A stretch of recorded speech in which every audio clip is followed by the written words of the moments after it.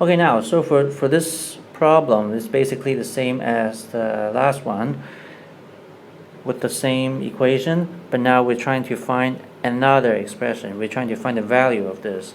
Alright, so again, we identify A, B, and C, and then we find the sum of roots using this formula, and we also have the product of root. Okay, same thing.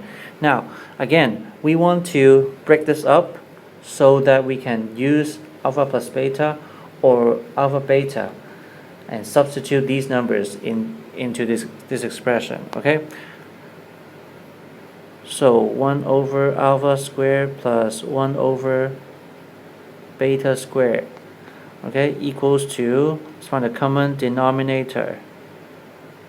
That is alpha squared beta squared, and we will have beta squared plus alpha squared. Alright, that's to find a common denominator. Alright, now we can continue on the denominator because this is just equals to alpha beta whole squared. Okay, why we're doing this? Because I know that I'm able to substitute negative 5 over 3 inside here. Right, but unfortunately we cannot use these to put in here. Okay, but here's a trick. Alright,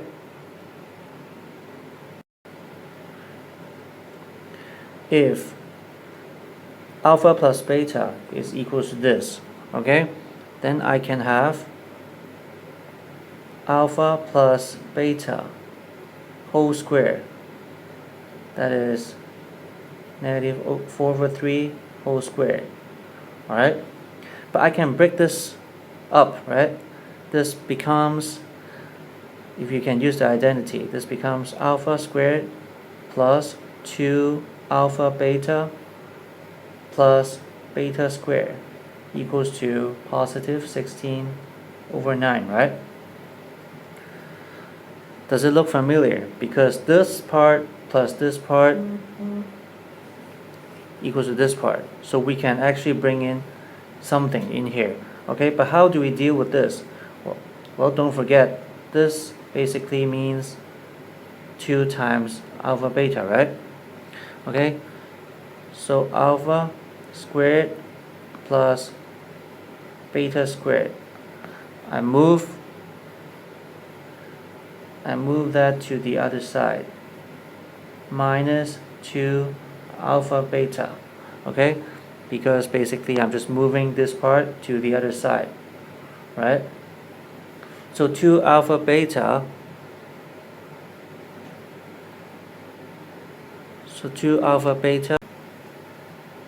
this, okay, because I know alpha beta equals to negative 5 over 3. Alright,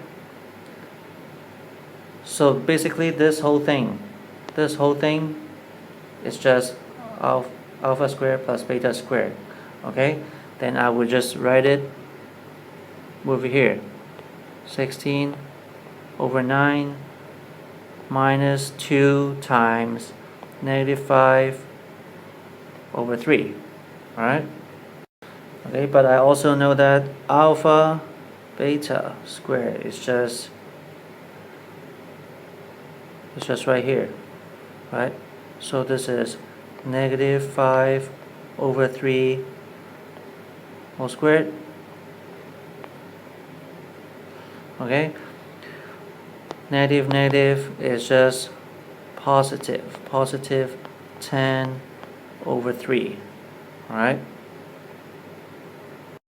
and then if you find a common denominator, and then you simplify the square here, and then you move this back on top. Okay, this is your answer.